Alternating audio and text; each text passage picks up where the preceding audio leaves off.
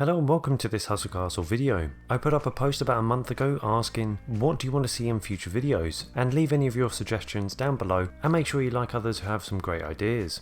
So the comment that got the most likes was this one here. People often talk about what some of the best items are but never explain why. Going through some of the best items in the game and explaining why are they top tier and how you decide when new ones come out why it looks good or poor. So in this video, and with the help of the dragon, I'll be comparing items that could be similarly priced, but one could easily stand out to be better. I'll also be showing items I'm currently using that I find to be very useful, and some that require a rune to be useful, but I'll explain that when we come around to it. So what makes a good item great, and why are there so many people using the same items? Well, firstly, what makes a good item a great one is it's usually better than all previous items out there, or at least better than any in the last 6 months. And it's not normally the basic stats it comes with, like health, armor or spell power, it's usually in the ability of what it can do. A very simple example can be between these next two artifacts. On the surface, this artifact here, the Icy Crown, can do 135,000 damage at throne room level 11. And this will be distributed between all enemies, so for example, let's say you were facing 6 fighters, as I think that's the most common team size, it would deal 22,500 damage to each enemy. Now if we have a look at this artifact called the Falling Star, all enemies take 80,000 magic damage. Now this isn't distributed either, so it's 80,000 each. So if again this was against a 6-man squad, this would equal 480,000 damage. Now this damage is clearly more, and not only that, the cooldown is still quicker. So in your mind the Falling Star artifact isn't just a little better, it's a lot better and quicker too. And just from experience, there's not actually many artifacts out there compared to this one that can compete with damage. So remember to read all of its abilities carefully and see what it can actually do, whether it's to a whole team or just an individual.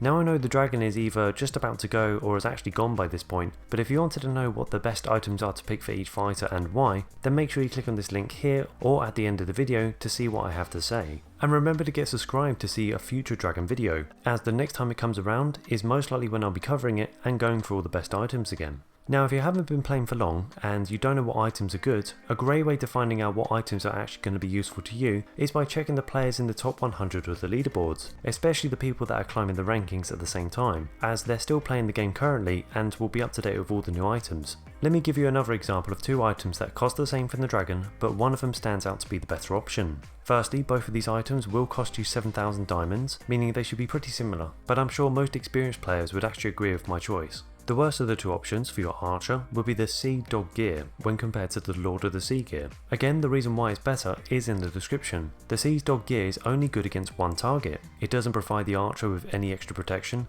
and even if you take into account the armor it takes away from the single target, it isn't going to make a huge impact to the fight. Whereas with the Lord of the Sea gear, it's great in keeping your archer alive with the extra health and more damage at the same time. But you can also be using this on an assassin build if you actually wanted to, so it's a bit versatile in that way. Don't get me wrong, if you have any of these items already from previous events or the dragon, it's probably going to be giving your team a nice healthy boost. This video is just here to show you that for the same price, there are some items that stand out to be better. Now here's one last comparison that will confuse you a bit, but that's okay. When you compare the Power of the Sea plate mail to the Angel of Valor plate mail, you would think that the second option would actually be the much better one in keeping your tank alive from the additional healing. But what makes the Power of the Sea plate mail so great is when you attach the rune of tenacity on it, it also allows the fighter to gain 35% of his max health over 6 seconds, meaning if you had a tank with 400k health, then you would be receiving 140,000 in healing when their health gets critically low, showing that the runes can have a big impact on your armors. So again, it's worth asking good players in your clan or looking at the top 100 players and see what runes and armors they're using in their squad to give you an idea of what they do. And when new items come around, it's not always newer is better. Check between the stats and see if the new ones are actually worth using, as you'll usually find that the good ones normally stay good for a very long time, and they normally just bring out some filler options for people who missed out on those better event items. So I hope you found this video somewhat useful, enough for a like to show me you actually enjoyed it, and I really do hope to see you in future videos. I also wanted to point out that I have now got a Blade King in a 6-piece set, and this was given to me from Hustle Castle to test out for 2 weeks, before I have to give it back of course. And this video will actually be coming out in next week's video, so again, make sure you get subscribed if you want to see my in-depth dive into that set.